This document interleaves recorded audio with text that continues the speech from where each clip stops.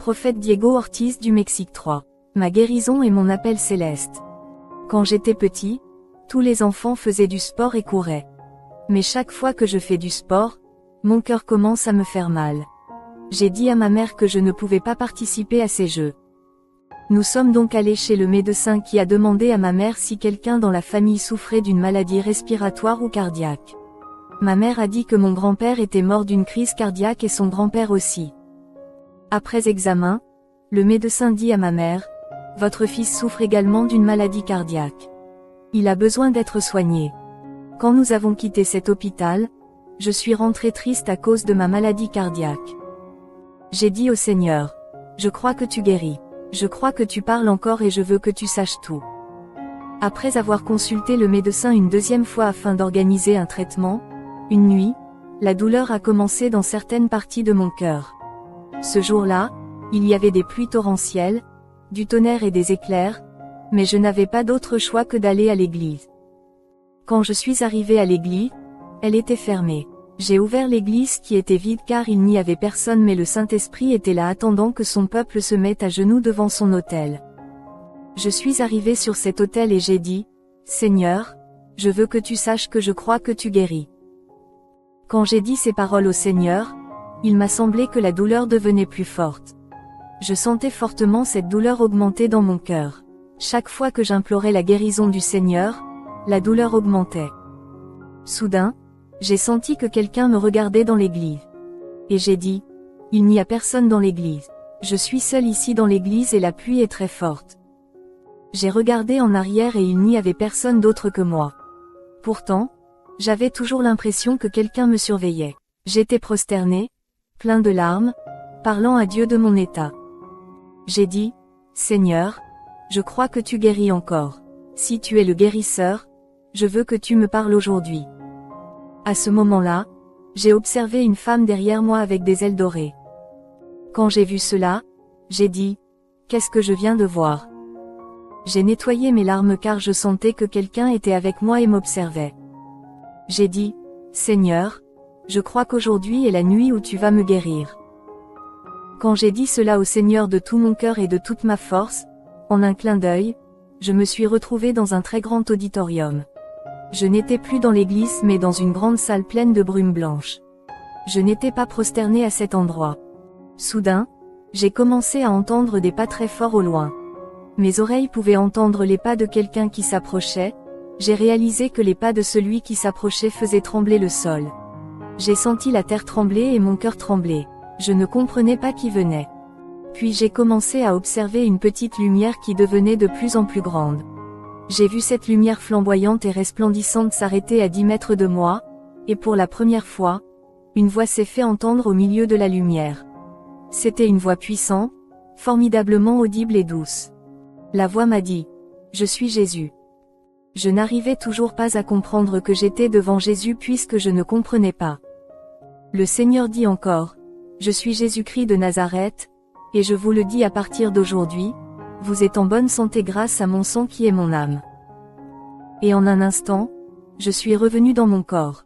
Quand je me suis levé de l'autel de l'église, je parlais en langue et j'ai été baptisé du Saint-Esprit.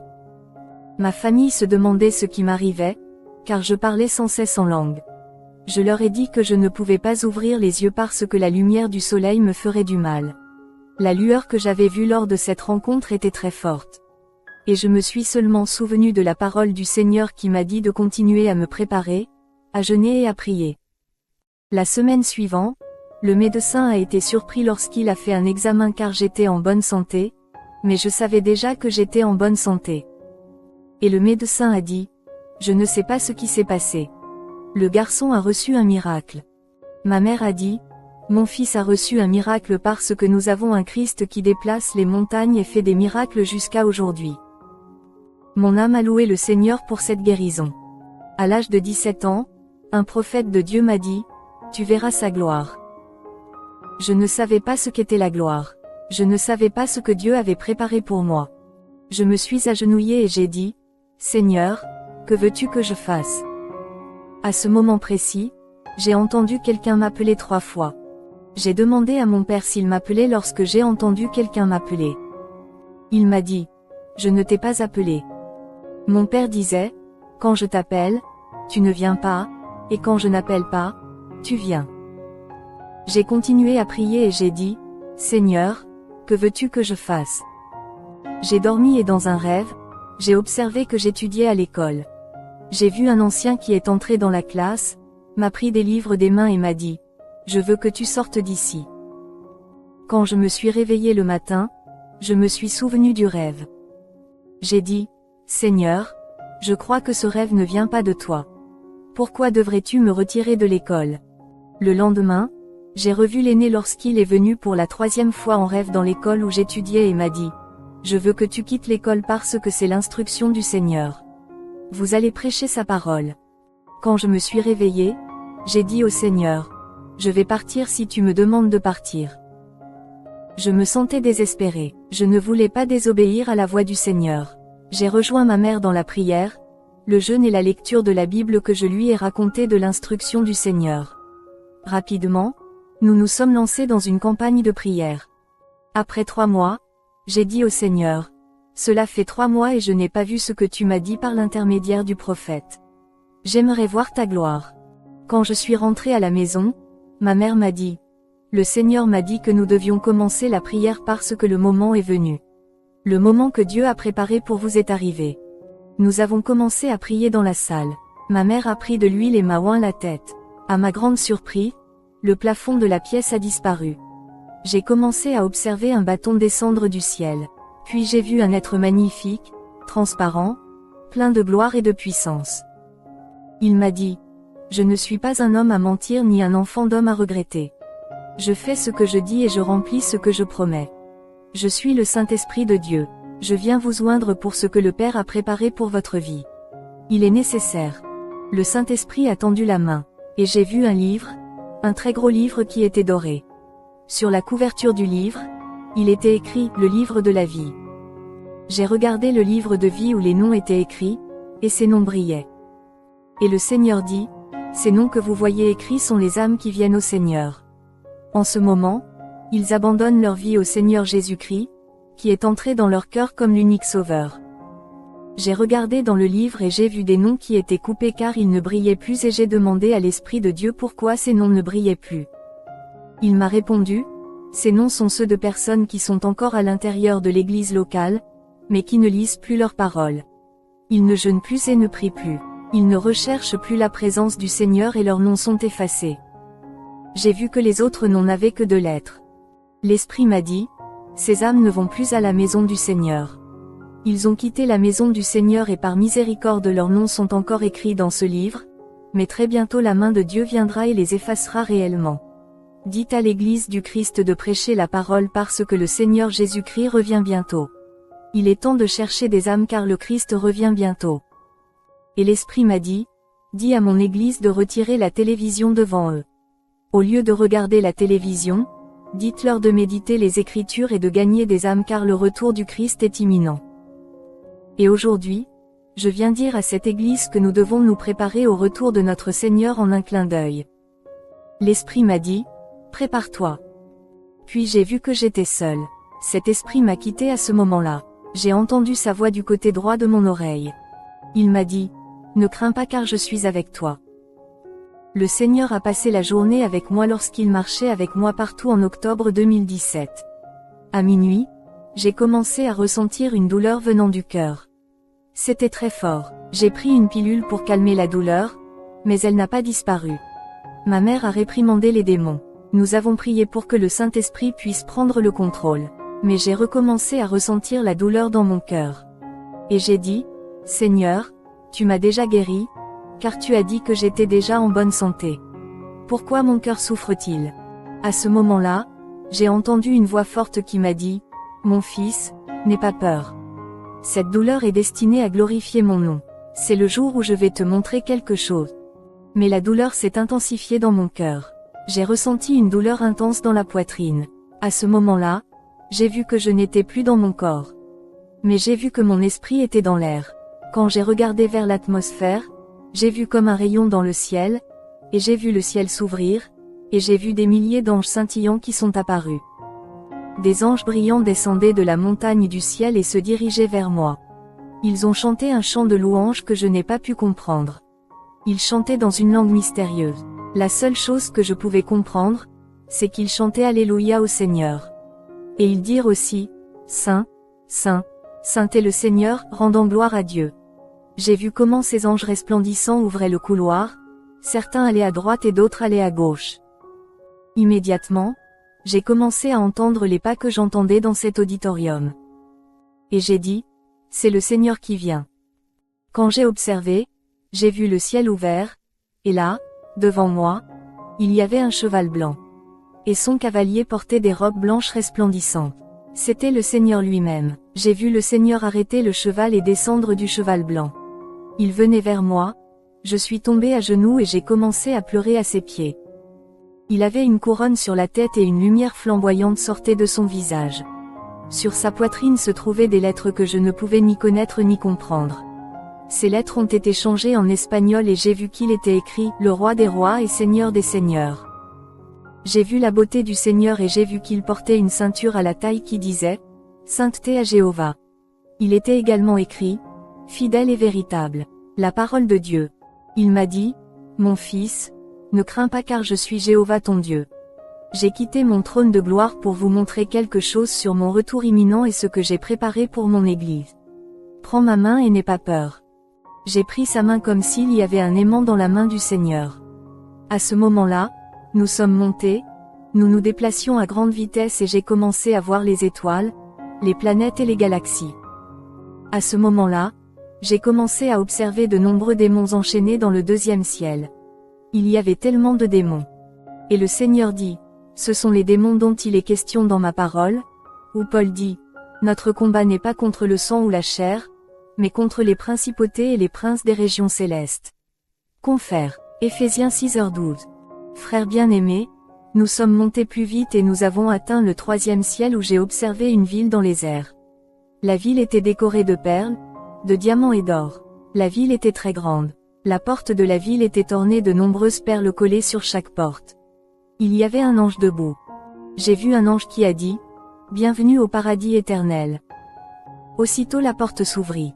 Le Seigneur a dit, « Je suis la porte. Je suis le chemin et la vérité et je suis la vie et personne ne va au Père que par moi. » Lorsque nous avons franchi la porte de la ville, j'ai posé mes pieds sur le sol de la ville éternelle.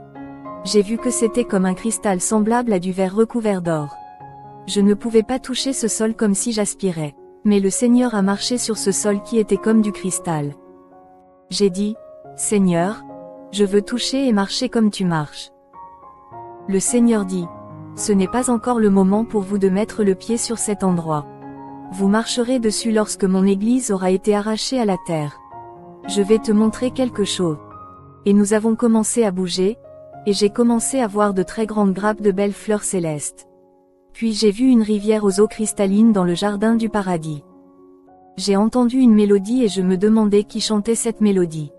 J'ai entendu l'armée du ciel chanter Alléluia au Seigneur, mais je n'ai pas pu les voir. J'étais dans l'admiration et les merveilles des fleurs épanouies du paradis de Dieu, et de ces oiseaux du ciel. Le Seigneur a dit, « Cette création et ses anges m'adorent, mais mon Église sur terre n'a pas le temps de m'adorer. Je recherche des fidèles. » Nous avons continué à marcher dans cet endroit où nous avons vu le fleuve de la vie et son eau cristalline. J'ai vu une fontaine au milieu de cet endroit débordant d'eau cristalline. Lorsque nous avons quitté le fleuve de la vie, le Seigneur m'a dit, « Vous direz aux gens de la terre, je suis réel. J'ai donné ma vie pour l'humanité. Vous ne vous tairez pas. » Quand j'ai regardé les pieds et les mains du Seigneur, j'ai vu 2 marques. J'ai dit, « Seigneur, pourquoi as-tu ces cicatrices aux pieds ? » Il m'a répondu, « Mon fils, ces cicatrices datent de plus de 2000 ans. Je suis allé mourir pour vous et mon Église et pour toute l'humanité sur la croix du Calvaire. » Le Seigneur m'a tendu les mains. Je voyais que le Seigneur avait une blessure au côté, encore fraîche. Et j'ai dit, « Seigneur, quand est-ce que ces blessures et ces marques vont être effacées ? » Le Seigneur a dit, « Mon fils, le moment n'est pas encore venu pour que ces marques soient effacées. À ce jour, mon sang est frais et disponible pour restaurer, pour donner la vie aux humbles et aux déchus, pour sauver mon Église. Quand tout mon peuple sera dans ce royaume et me rendra gloire, ces marques seront supprimées. » Le Seigneur a dit, maintenant, je veux que vous mettiez le doigt sur ces blessures. Mais j'ai dit, Seigneur, je te crois, voir suffit. Mais quand j'ai touché ces cicatrices, j'ai compris pourquoi le Seigneur m'a fait toucher car le Seigneur a dit, tu iras dans le monde et tu imposeras les mains aux malades et ils seront guéris à cause de cette blessure et de ces marques de sang. Point. Il m'a dit, j'ai autre chose à te montrer. Nous avons continué à marcher dans cet immense lieu et nous sommes entrés dans un très grand auditorium blanc illuminé et très beau. Et dans cet auditorium, j'ai vu de nombreuses grandes tribunes et gradins jusqu'à l'autel. Il y avait un trône blanc et resplendissant. Je n'ai vu personne, j'ai seulement vu un trône qui était allumé, une lumière très vive et colorée qui illuminait les lieux. J'ai vu au milieu de l'auditorium, une très longue table, dont j'ai vu le début mais pas la fin. Au-dessus de cette table se trouvaient des chandeliers dorés avec des lampes allumées. J'ai commencé à voir qu'il y avait de nombreux fruits délicieux du paradis, du pain, des coupes d'or, des assiettes d'or qui étaient couvertes. Derrière cette table, il y avait de nombreuses chaises semblables à des trônes entièrement dorés et recouvertes de perles. Et le Seigneur dit, mon peuple qui se prépare à mon retour s'assiera sur ces chaises. J'ai vu que derrière chaque chaise, au dossier, il y avait de nombreux noms que je ne reconnaissais pas. Et le Seigneur dit, ce sont les noms de mon peuple qui habitent dans l'or. Le Seigneur a dit, ce sont les couronnes de justice. Et j'ai demandé, Seigneur, où est ma chaise? Où vais-je m'asseoir? Et où sont ma couronne, mes vêtements? J'ai commencé à désespérer. Le Seigneur a commencé à sourire et m'a dit, attends, j'ai autre chose à te montrer ici. Quand il m'a dit cela, nous sommes arrivés à l'autel. J'ai commencé à voir de nombreux instruments, comme des violons d'or, de grandes harpes d'or, des flûtes, des tambours, beaucoup de choses en or à cet endroit. J'ai dit, Seigneur, personne ne joue de ces instruments sur cet autel. Mais ces instruments étaient beaux, et pourtant il n'y avait personne pour les toucher. Et le Seigneur dit, mon fils, ces instruments attendent des adorateurs qui m'adoreront en esprit et en vérité. Ils joueront pour moi de ces instruments d'or lorsque la trompette sonnera ce jour-là. Ils seront dans ce lieu pour chanter pour l'agneau. Quand nous sommes descendus, on m'a servi un dessert. Je n'ai pas revu Jésus. Plus tard, quand Jésus revint, il s'assit sur le trône blanc et brillant. Puis il a commencé à me parler. Le Seigneur m'a dit, je suis celui. Je suis le puissant et je vais vous dire qui je suis. Je suis le Dieu d'Abraham, le Dieu d'Isaac et de Jacob. Je suis le même Dieu qui a marché sur les eaux. Je suis celui dans le Nouveau Testament. Je suis le Dieu qui a ressuscité le paralytique, qui a rendu la vue aux aveugles, qui a guéri les malades. Je suis le même Dieu qui a été crucifié. Je suis celui qui est ressuscité du tombeau le 3e jour. Je suis le même Dieu pour toujours et à jamais. Je suis le commencement et la fin, le prince de la paix, le lion de la tribu de Juda. Je suis le Père, je suis le Fils et le Saint-Esprit. Je suis le Dieu Tout-Puissant, l'étoile du matin. J'ai gardé à l'esprit tout ce que le Seigneur disait. Il m'a dit, vous irez dans mes églises et vous leur direz ces vérités. Aujourd'hui, beaucoup adorent seulement mon nom, mais ils n'honorent pas le Père, seulement le Fils. Vous irez dans les églises et vous leur direz d'honorer aussi le Père et le Saint-Esprit à tout moment. Ils ne vénèrent plus le Père et l'Esprit. Vous adorerez et honorerez le Père de qui j'ai envoyé le Saint-Esprit qui est le Consolateur à venir afin que vous l'honoriez aussi, mais mon peuple ne le fait pas. Je lui ai dit, Seigneur, je ne comprends pas ce que tu me dis. Et il m'a dit, tu ne dis tout cela que dans les rues.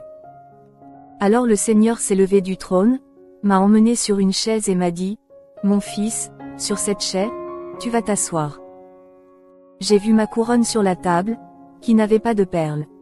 C'était juste une bague en or. Et j'ai demandé au Seigneur, pourquoi ces autres couronnes sont-elles pleines de perles alors que la mienne n'a rien? Le Seigneur sourit et dit, mon fils, c'est parce que tu n'as pas encore prêché ma parole sur la terre. Vous devez prêcher ma parole pour que les âmes viennent dans mon royaume. Tu vas gagner des âmes pour décorer ta couronne de perles. Il y avait de nombreuses couronnes sur la table qui étaient invisibles. Ils étaient comme les miens, sans perles. Le Seigneur m'a dit, regarde ces couronnes sans perles. Ils sont destinés aux âmes qui ne prêchent pas ma parole. Emmenez ces âmes à ma maison de prière. Il est temps pour vous de gagner des âmes et de les amener aux pieds du Christ, qu'elles soient de la famille ou des amis car nous vivons les derniers temps. Très bientôt, la trompette sonnera et ceux qui dorment se réveilleront. Suivant, Diego Ortiz 4 Satan a la permission de Dieu de séparer l'ivraie du blé.